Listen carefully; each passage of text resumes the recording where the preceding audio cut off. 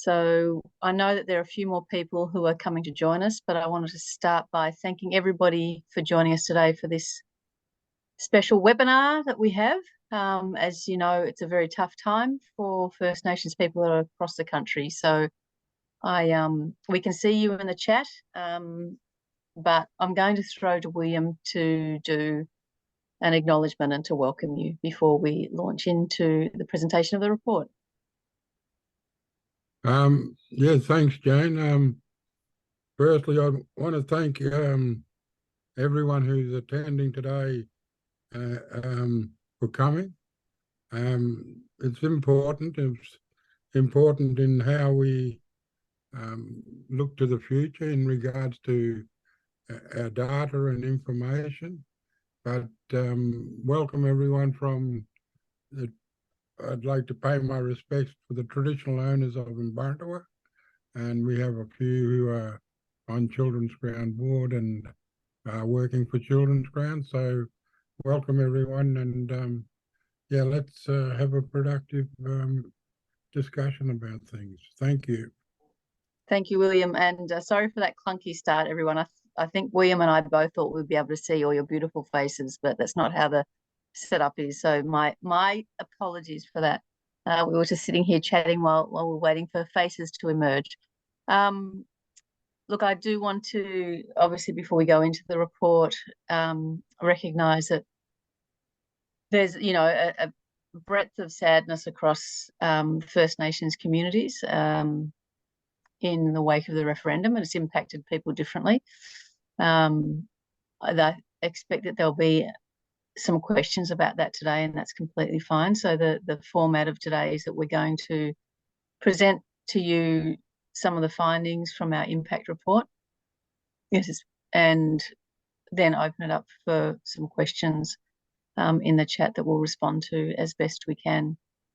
I also want to recognise these beautiful unceded lands across the country.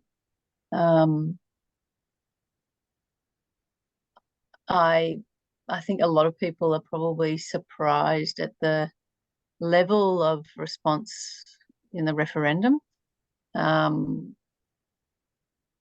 in terms of the no vote, and it's obviously something that needs to be respected in terms of the Australian public. But I think the other outcome of the referendum was that the majority of First Nations people were looking for change.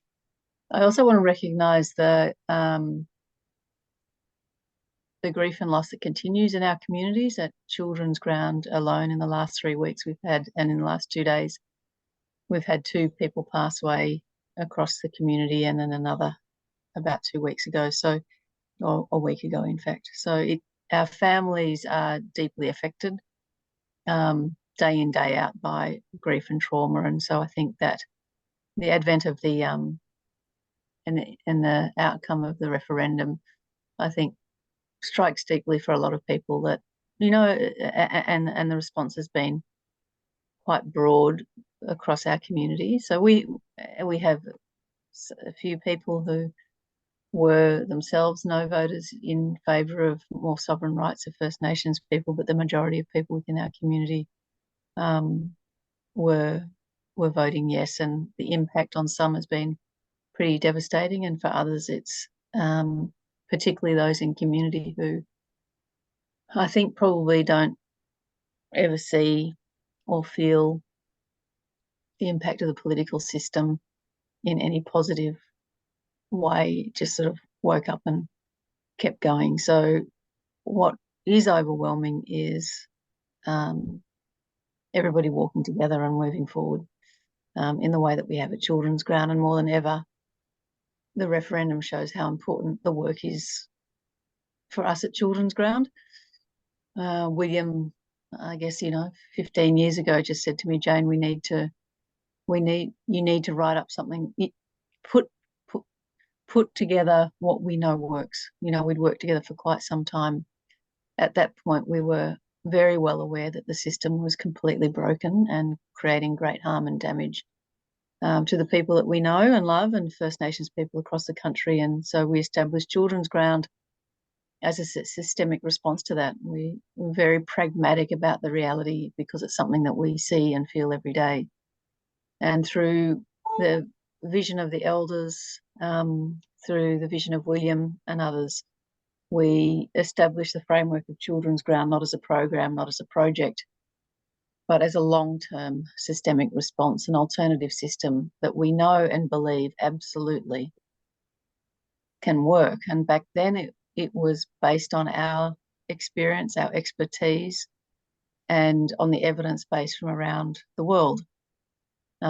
We drew that into a 25-year strategy with really clear principles, with an evaluation framework and a model for change. And we've been implementing that over that period in different ways. And many of you, have walked with us and supported us in that journey. And it has been incredible to have the support of our philanthropic family. And I think, again, the referendum emphasises just how important you are.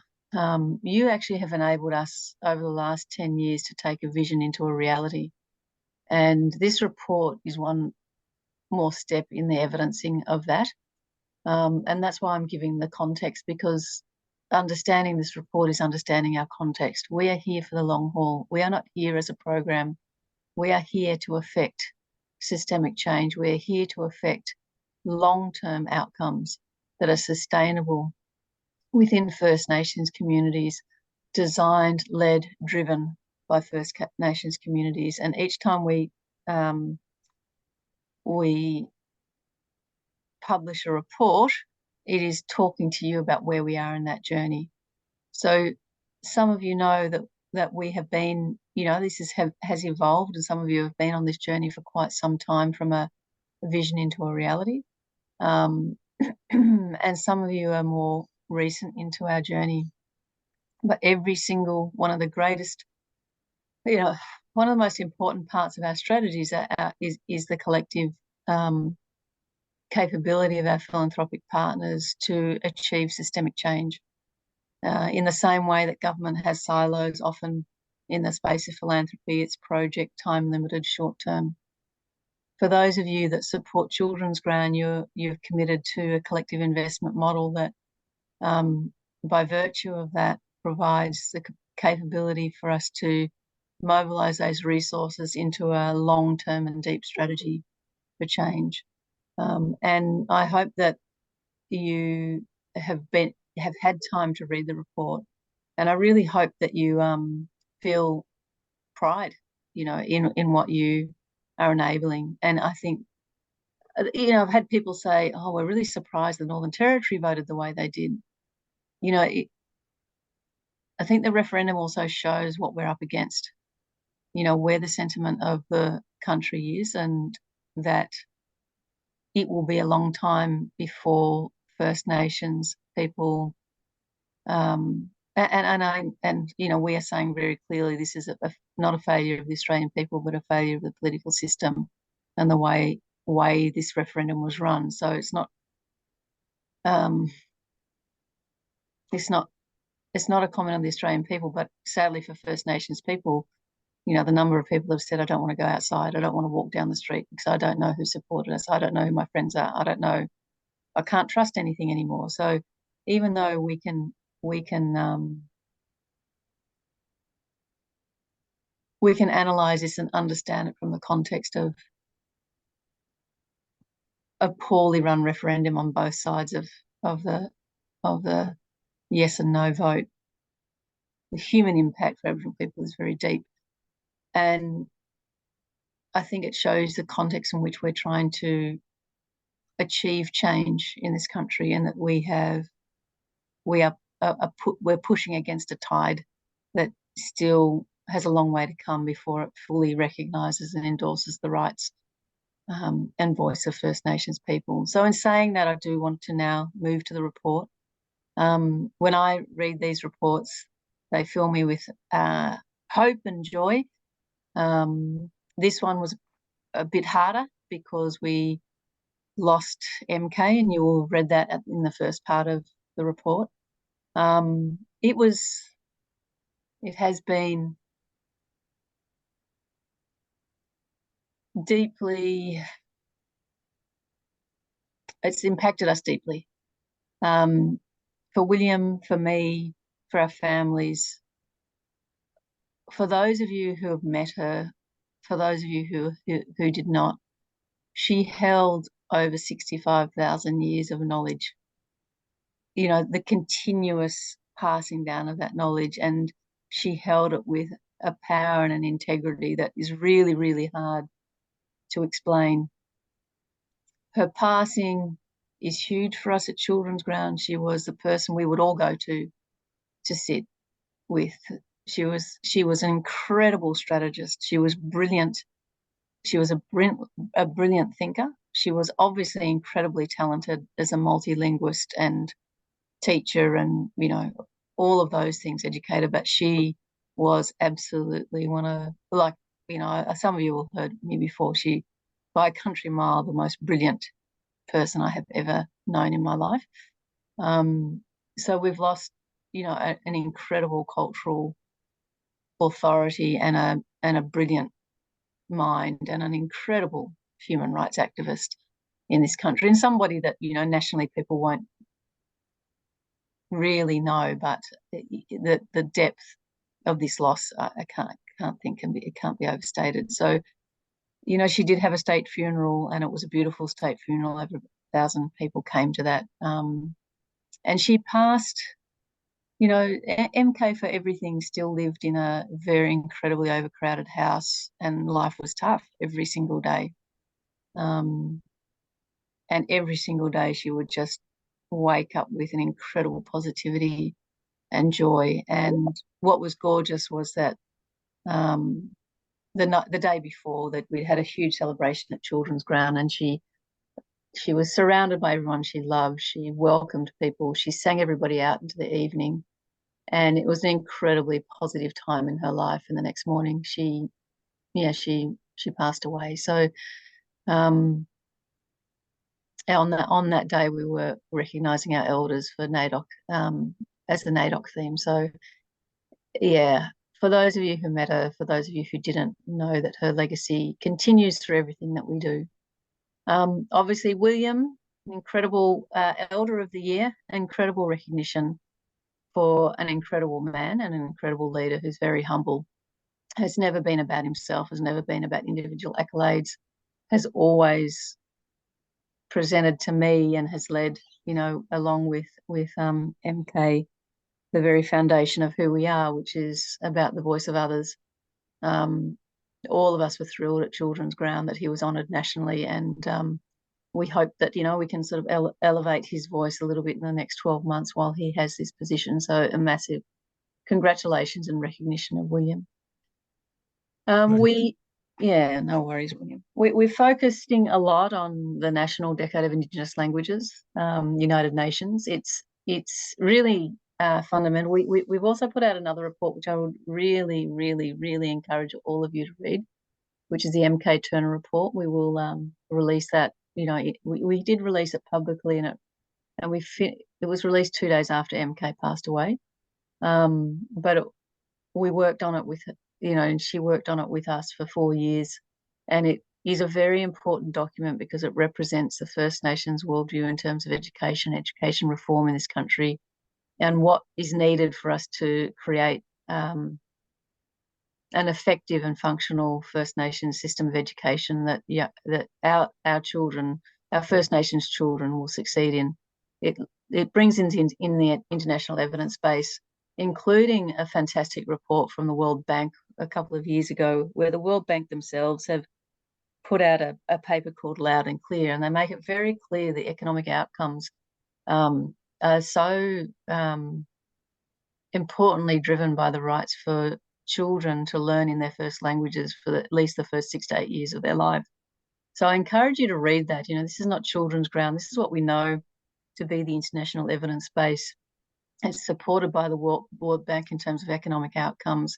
A really key statistic in that is, you know, 75% of the world's languages are held by First Nations people, and it's not in this report, but it's in another that I bring these two things together when we think about the global challenges of our world, that over 80% of the world's biodiversity is held by First Nations people. And the protection of that biodiversity, and in a context of global warming, is incredibly precious to all of us around the world. And the knowledge to be able to hold those systems sits within those languages. And So it's not just about the economic outcomes for First Nations people, but it's also the global outcomes for all of us in terms of the knowledge systems that are held with the oldest living knowledges in the world. And there are so many, and we speak about it at Children's Ground, so many parts of First Nation systems of knowledge that have evolved over 65,000 years that can inform our own practice, whether it's land management, whether it's around depression and well-being, governance, mental health, all the things that sort of are threatening the Western context at the moment, and education, health, so many systems of knowledge that we can benefit from. But we definitely, and through this report, we are celebrating that. We are doing our work at Children's Ground to, one of the things in the world,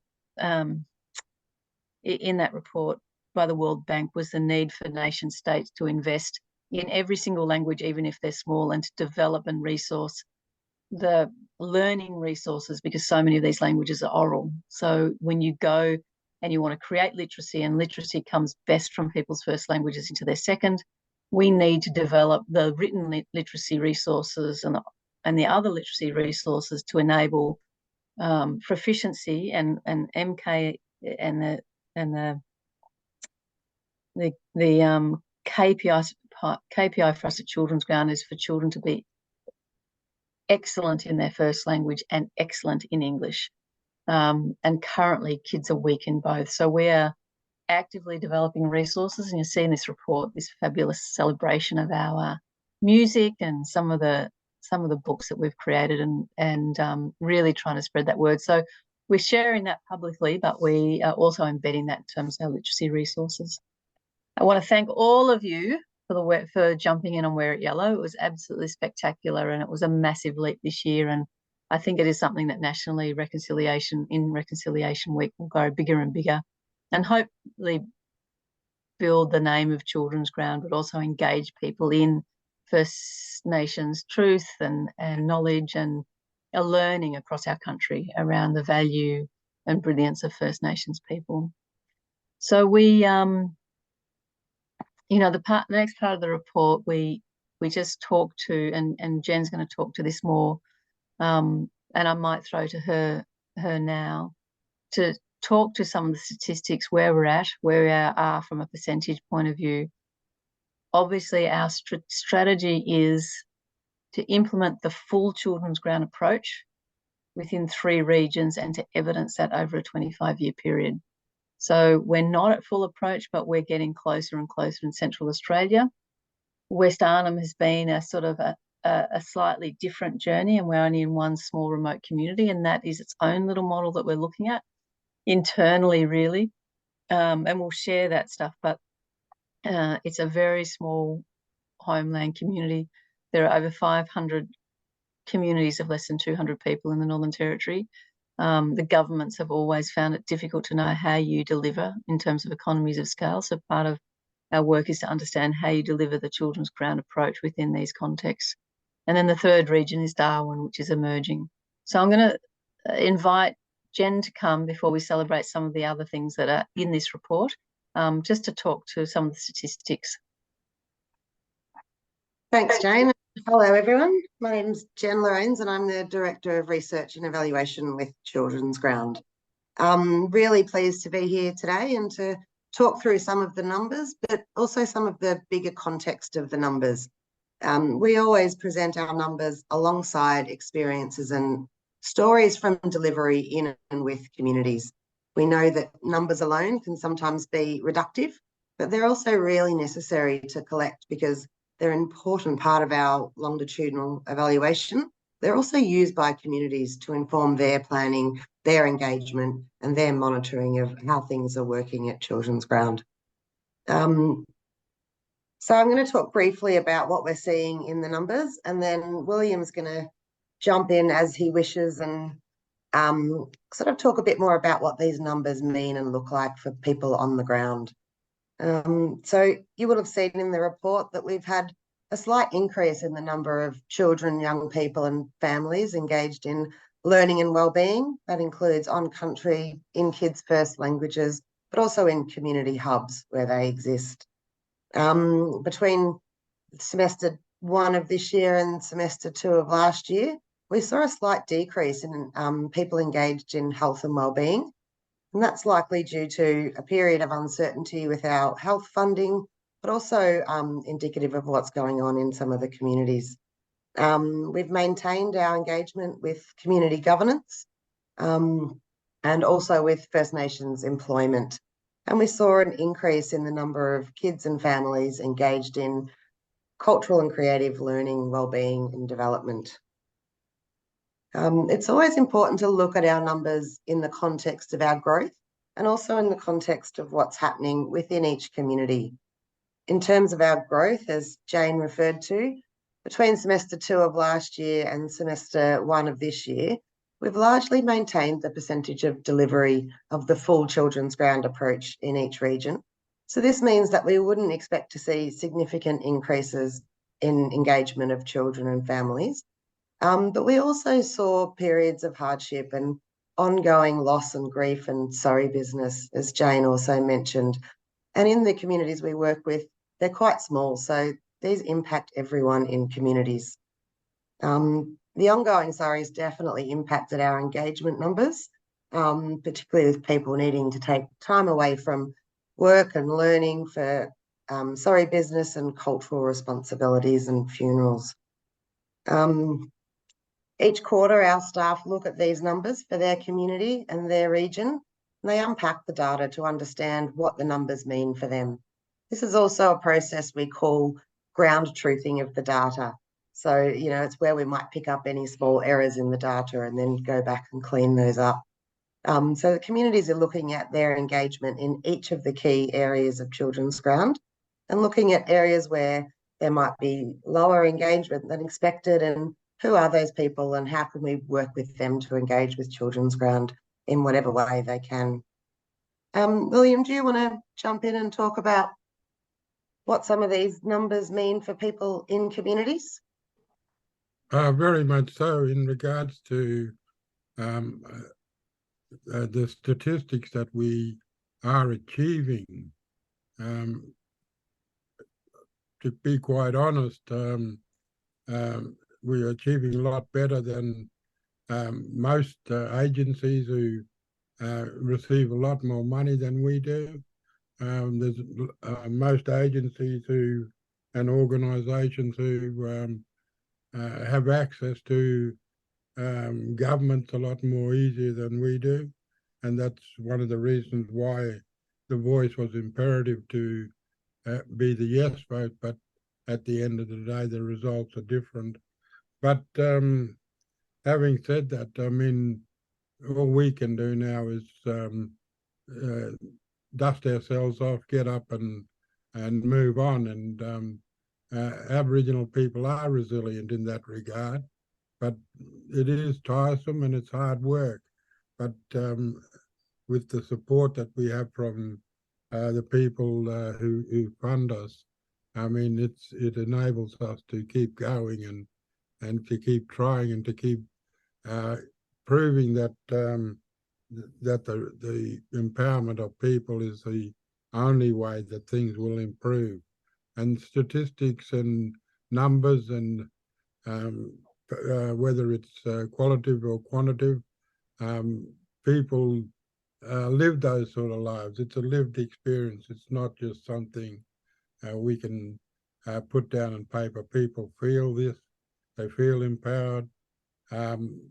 We still have to measure a lot of impacts in regards to a lot of the social issues, but it's a fair way that we have to travel. But I think empowering people is the most positive way of overcoming some of the disadvantages that people have. People being able to have agency and to stand up and to voice their opinions and without fear or favour, and be able to do it in such a way that they're confident and they know what they're doing, because what we're teaching is foundation stuff in regards to identity and language, culture, and the way people present, defying historical actions that we used to take when we were under the control of missions and things like that. We're trying to get rid of all the old habits and develop new ones in order to have our voices heard. So yeah. William, you've always, from one of the reasons we have such a strong evaluation framework and focus is because since the moment I've met you, 20 odd years ago, you spoke about the importance of data and evidence. Can you talk to why this is important for you, that we are tracking this? Well, historically, data was collected by unknown faces from down south who came and racked our brains for information and whatever they did, and then go off and become experts on our lives, and never returning with the support and information that's needed. And Aboriginal people have this information, and this information is valuable when it comes to communicating our successes and the way we do things. And yeah, it's proof in the pudding in regards to what you see today is completely failed. The status quo is completely failed. And one of the reasons why Children's Ground was in formation is because we know that the status quo failed. We know that the status quo is going to keep failing because they keep doing the same old thing and expecting different results. And ultimately, at the end of the day, that's not the right approach. So, empowerment is something that I believe is the key to a lot of this, because people having agency in their lives and strengthening their communities and strengthening their culture, their language, and their children only holds us in good stead for the future. And so I think it's important that we show this to the world, the stuff that we're doing, and hopefully, one day someone will sit up and listen. I know that there's a goodwill in the Australian community, and that's indicated by the support that we get. But we do need to knock on the doors of governments once again, over and over again, just to try and get our voices heard and to overcome some of the impediments that hinder our progress. These artificial barriers that are put up because the status quo just doesn't see or know how to do what we do. And so I think that's imperative that Aboriginal people are empowered with that knowledge and are able to do the way that community wants them to do it. So yeah, it's very, very important in that regard. Thanks, William. I'll go back to you in a sec, Jen, but just for those of you who are on, some of you will know the way we undertake our research, and I'll get Jen to to maybe speak to this as well, but we embedded a longitudinal evaluation, which is ethics approved from the beginning. This is one of the key parts of our long-term strategy. We know that we need to evidence this approach to see if it will work, to learn from it as we go along. We, in both Central Australia and the top end, we release reports every 3 years on how we're progressing. So the second evaluation report for Central Australia will come out when we finish this year and published first, in the early part of next year. It helps us track what we're doing. We have an internal research department led by Jen, and we have First Nations researchers in location in Central Australia, and we have just the beginnings of a team emerging in Darwin. We embedded it within Children's Ground to protect the sovereignty of the research and the data, and we have an expert advisory group to our research made up of eminent researchers from around the country connected to Menzies, Murdoch, Children's Research Institute, Telethon, James Cook, or maybe not Telethon anymore because Sally Brinkman's moved, but James Cook University and Aboriginal, the Australian Institute of Health and Welfare. So we are very, very lucky to have had a very stable national research body who reviews and oversights the work that we do before we put our big publications out, not so much these reports. But back to you, Jen, for any other comments on data and research. Yeah, thanks, Jane, and thanks, William. And as you've both said, our research and evaluation here is a really big story, and the Children's Ground approach is, a 25-year journey along with our longitudinal evaluation. So year on year, we've seen increases in the number of kids and families engaging in all parts of Children's Ground. And we do expect that that will plateau at some point. One of the key indicators we seek to achieve is engaging a critical mass of people, which we've defined as 75% of children and their families in each community, recognising that if we can see 75% of the kids have the life that families want for them, good education, good health, good opportunities, places of safety, that they will grow up to be the young people and the young families and then the next community leaders in each community. And at that point, over that 20, 25-year journey, will we start to see systemic and community level change. I think, as you may have seen in the impact report, we do, our first step once we start working with communities is about access and engagement. And that's not, we do that for as long as it takes within each community. So that means that when we start Children's Ground and the First Nations leaders start establishing delivery in communities, some people will engage quickly and straight away, and others will sit back and they'll wait and they'll watch and they'll see what this Children's Ground is about, because there is just a history of programs being funded and then defunded after short periods of time. But it's also why a focus on access and engagement over the first few years is so critical, because when people do come through the doors and begin engaging with Children's Ground, whether it be through learning, health, governance, or employment, when they're asked why they engaged, it's really clear. They say, because my family's there, because I can speak in my language. But mostly it's because people want to be part of teaching this generation of children culture and language, and so they grow to become the next cultural and community leaders. So that's probably it from me, unless you wanted me to talk a bit more about our evaluation and why we do it that way. And I'll wait and see if there's some questions, and we can go to that. There's just a few other things I just want to highlight and then open it up to questions. But thank you, Jen.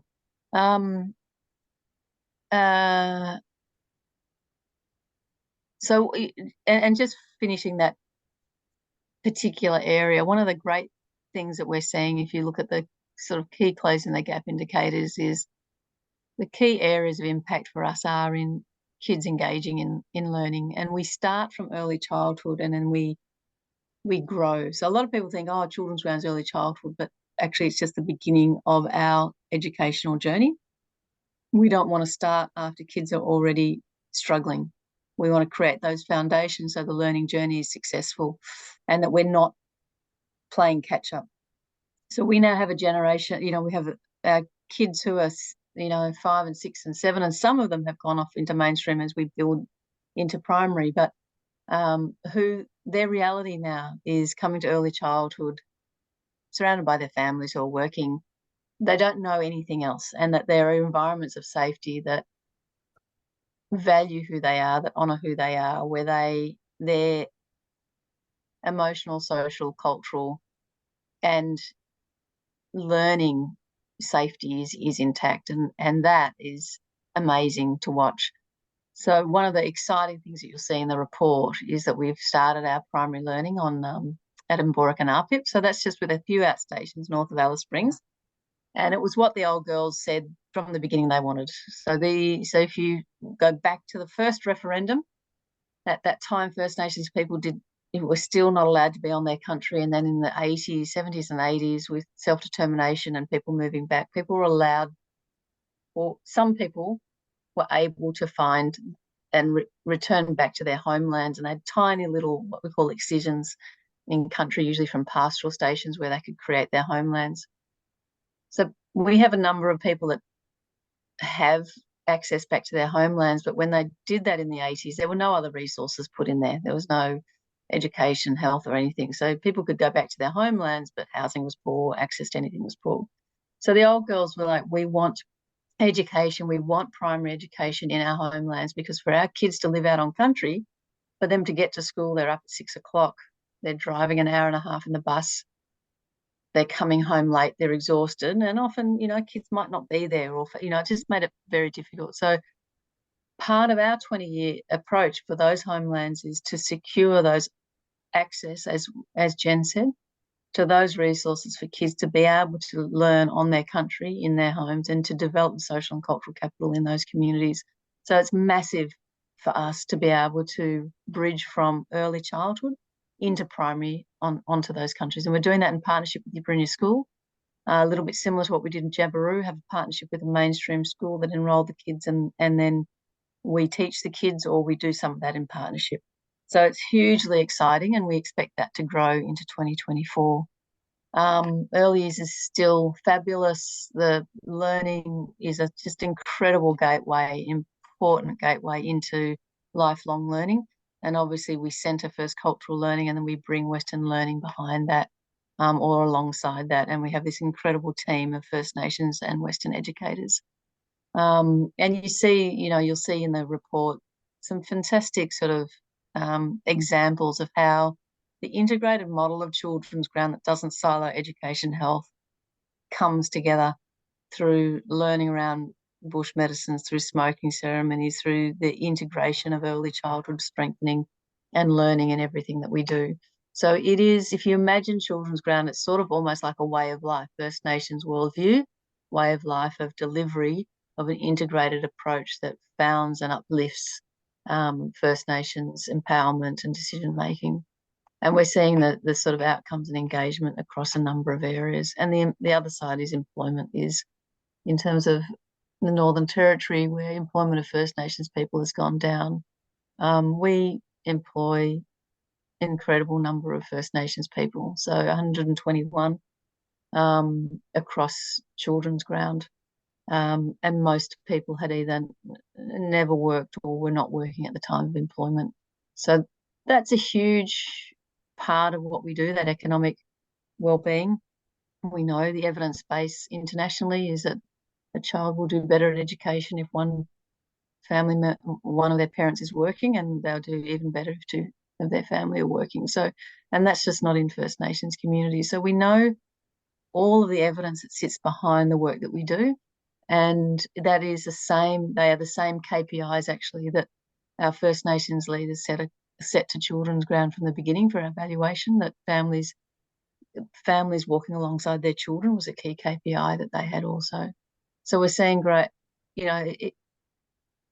it's really beautiful to watch these next generation come in. The big area that we need to focus on is greater engagement of men. We have some more men working with us, but we want to focus on more men engaged, and also young people. It's going to be a big focus for us in the coming years. So you start with the little ones and the elders and the adults, and then over time what happens at Children's Ground is the young ones start to come in, and that strengthening of the spine of the beautiful intergenerational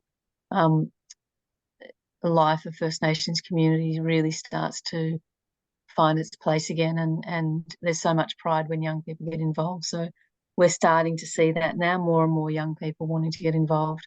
And a lot of them have left school, a lot of them haven't had economic opportunities, a lot of them don't have a skill base. They might have been the kids that had previously been walking the streets, but they're coming back on board, and they're wanting to find a meaningful way to be involved and be engaged and be connected. They're the kids, the young people who are at risk of suicide because of the disengagement. So it's a really important part of our journey over this 25 years, and we find that evolves really strongly over the first 5 years. You'll see the community development stuff is around our physical spaces. It's probably the biggest challenge we have at Children's Ground, is that we don't have everywhere that we need them, the intergenerational hubs, which create places of safety. We still have a lot of our team in different communities, working outside under trees, and we do a lot of learning on country, so that's okay. But to have a centre that we come back to, which becomes a centre point for the community, is actually a key part of our model, and that's also something that we'll be working on. We had amazing moments with international people this year, with Graça Machel, who was in her own right a most incredible freedom fighter, connected both in Zimbabwe and South Africa, and she was also one of the founding elders for the Global Elders, and she was a second wife to Nelson Mandela. And she came and sat with us for 3 days and was deeply inspired by the work that we do, and we'll have a ongoing connection with her. But just her status and her standing and her regard for people was quite profound, and it was empowering in itself. And then finally, I just want to speak. There's two things I want to speak to. One, around our evidence and sharing that. Like, it is amazing. In fact, I've had to say, no more conferences.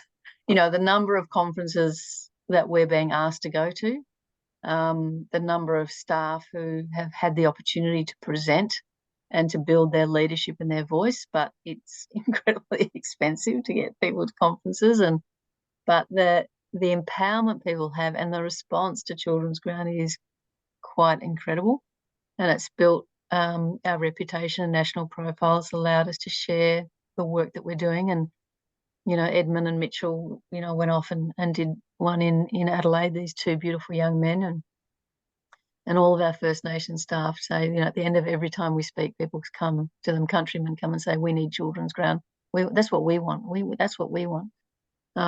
So we have a number of people and communities saying we'd love this, and we just say we need to do what we're doing well, and we will move to other communities if and when we have the money to do it well, but we have to make sure that we embed what we're doing.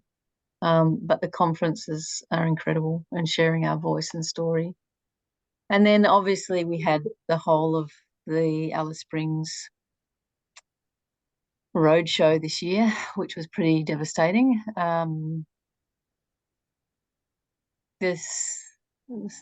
All of the footage and the coverage was pretty demeaning, and I was hugely hurt and disheartened by Peter Dutton again focusing on sexual abuse as a thing to be addressed.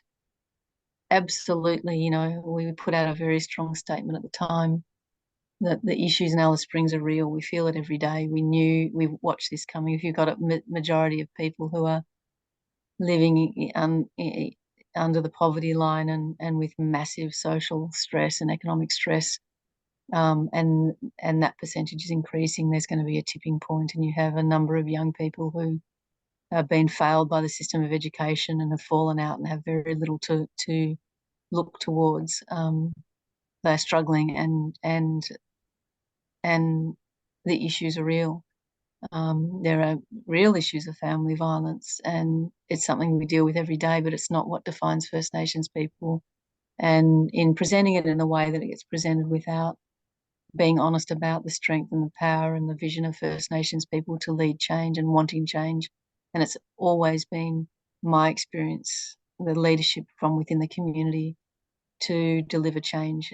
That's what we need to get behind. So you would have heard the announcement of the 250 million that's gone to all the same old, despite them saying they're going to do things differently. So we haven't seen it. $40 million for Learning on Country, and we're the national leaders in it, and it's all gone to mainstream schools. So, you know, we feel pretty disillusioned by that, but it also just reinforces why we need to stay on course with Children's Ground as a systemic response, and stay on course with all of you as our partners and our funders to achieve this, because the evidence is coming in. We know on the ground, we're seeing the difference in real time.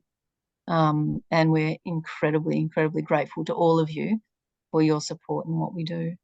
So I'm just going to open it up to questions. I think it's going to be in the Q&A, but I can't see anything there. I might ask you, Rachel, if you're there, have we got any questions there?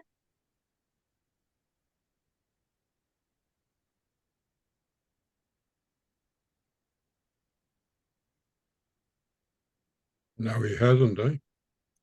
Has Anthony Albanese visited Children's Ground? Sorry.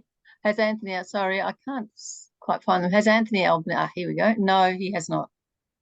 We have a new, we've been working with a couple of our philanthropic partners on an initiative called Kalamba, which is really just the next iteration of our collective investment, and a number of our philanthropic partners. So William's written to Anthony Albanese seeking a meeting, and about 10 to 12 of our philanthropic partners, led by the Ian Potter Foundation, have also written to Anthony Albanese seeking a meeting. We're hoping to be able to put in front of him what is an incredibly exciting public-private community partnership.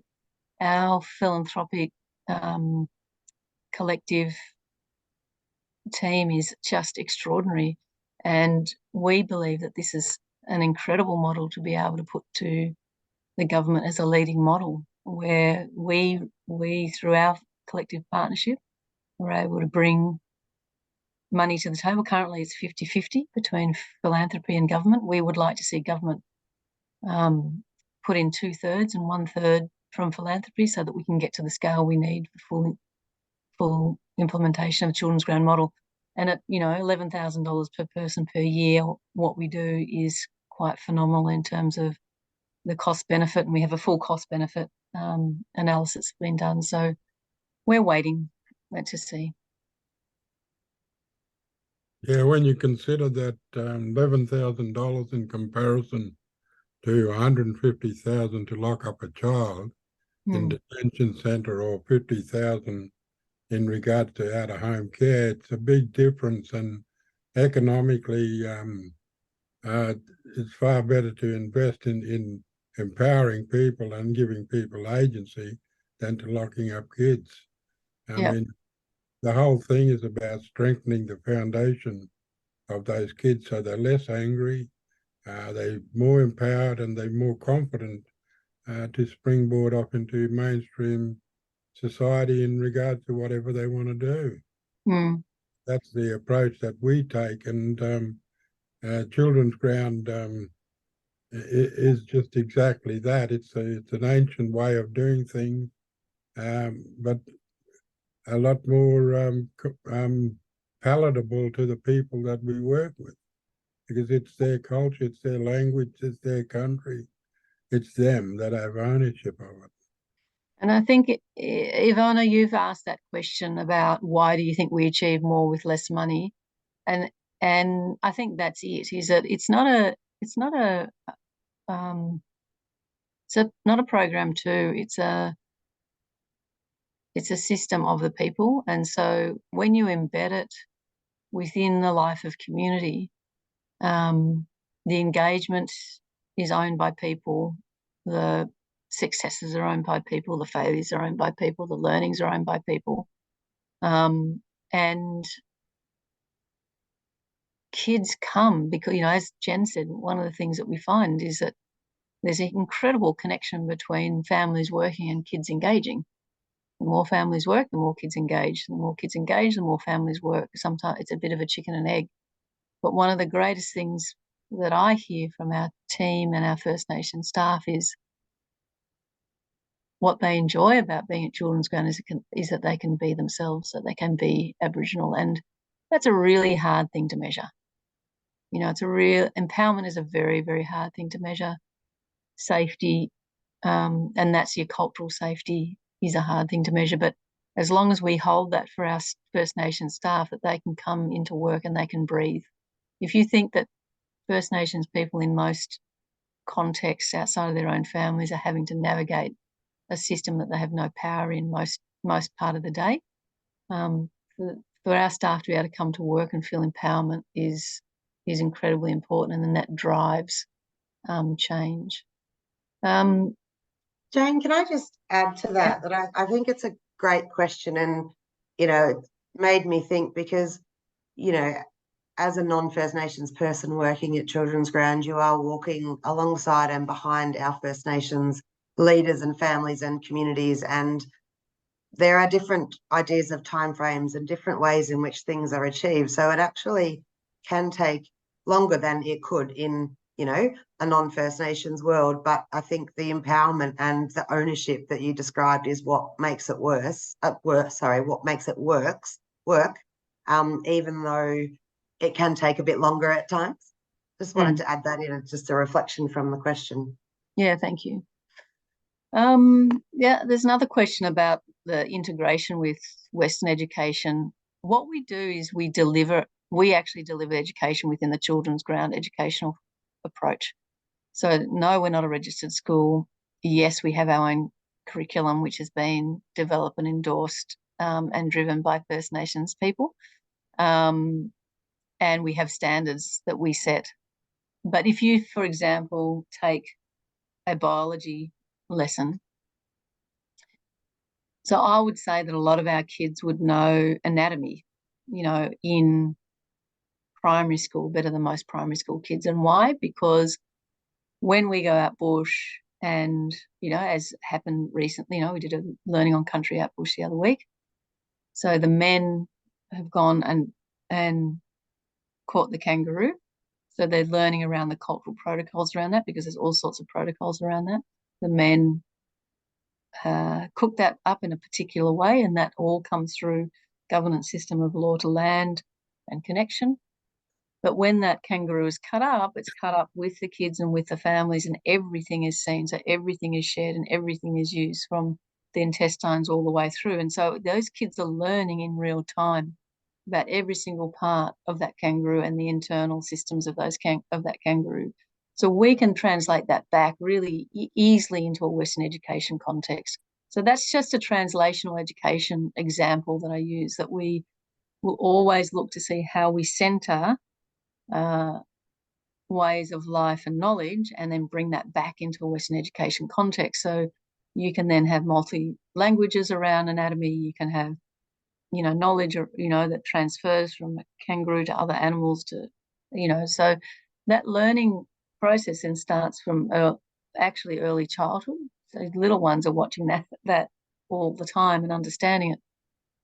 In terms of how we interface with the Western system, what's happened to date is that where we haven't had the resources for kids to progress from early childhood into a Children's Ground primary, they have gone into Western education. We've supported that process, and we support those kids where we can within Western education. We get feedback. We had it from Jabiru. We have it in Alice Springs, that the kids that have come through Children's Ground are doing incredibly well within the mainstream system.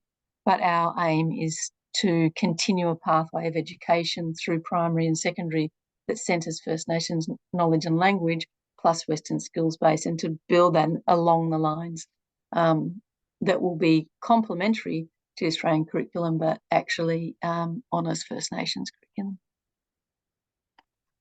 Yeah, preferencing First Nations knowledge and understanding and language. Yeah, and one of the big outcomes is economic. You know, so the economic system is the one that's most excluded from First Nations people, because it wasn't a monetary economy. And First Nations people have been placed in a false economic reality by the government, really, in terms of how welfare works. And people aren't welfare dependent. They're either not on welfare or they're really entrapped in welfare.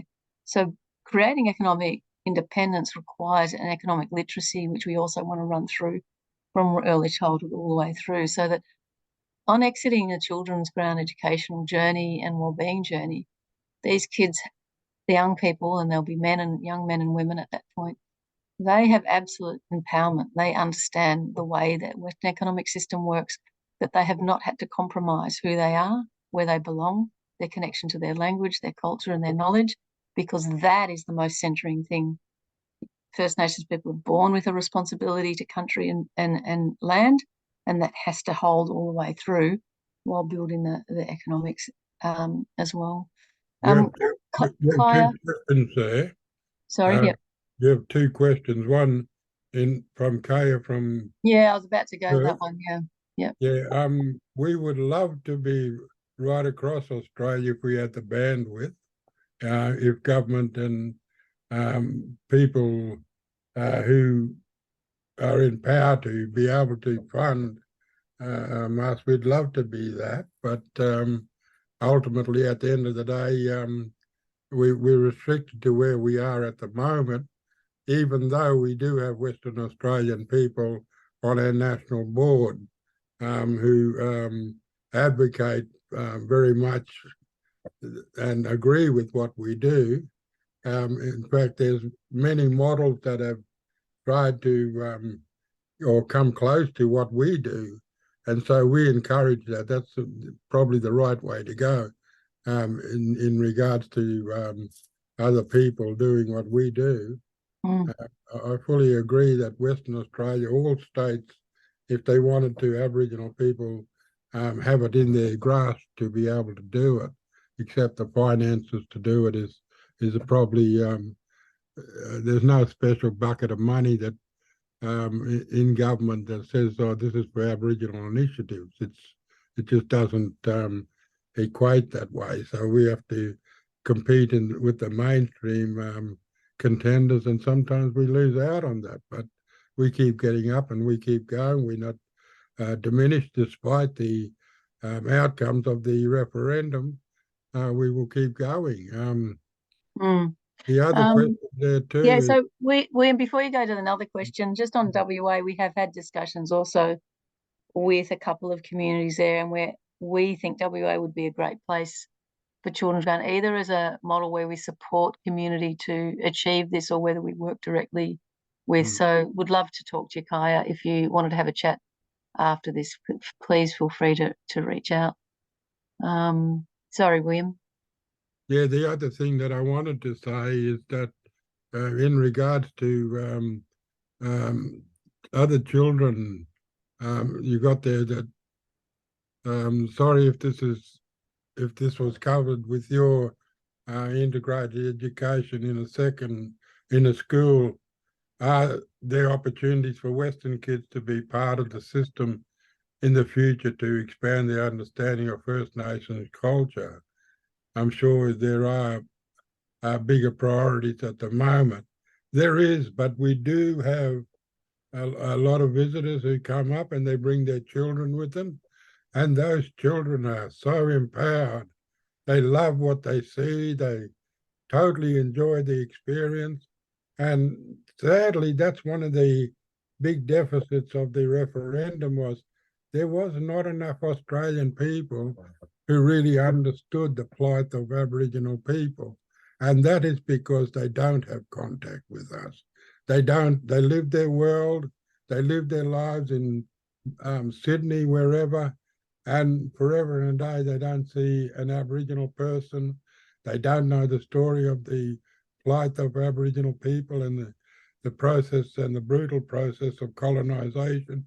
And sadly, that showed up in the referendum, that a lot of people just didn't understand the Aboriginal situation, and it reflected through the voting. And it's something that we fully encourage kids who visit us to come out and to be part of, because we're surrounded by kids out there as well. So, yeah, and kids learn. And we have had people, that's right, we have had people say, can you start a Children's Ground school, and we would love our kids to go to it. So I think, we would love in the future to have that opportunity. We need to get this right. We need to feel confident. We're doing really well, but we've still got a long way to go. We need to hold the standards. We need to build that, and we need to feel really confident in the delivery of what we're delivering with our communities and through our communities right now. And I'm hoping over time that there will be that capability for us to.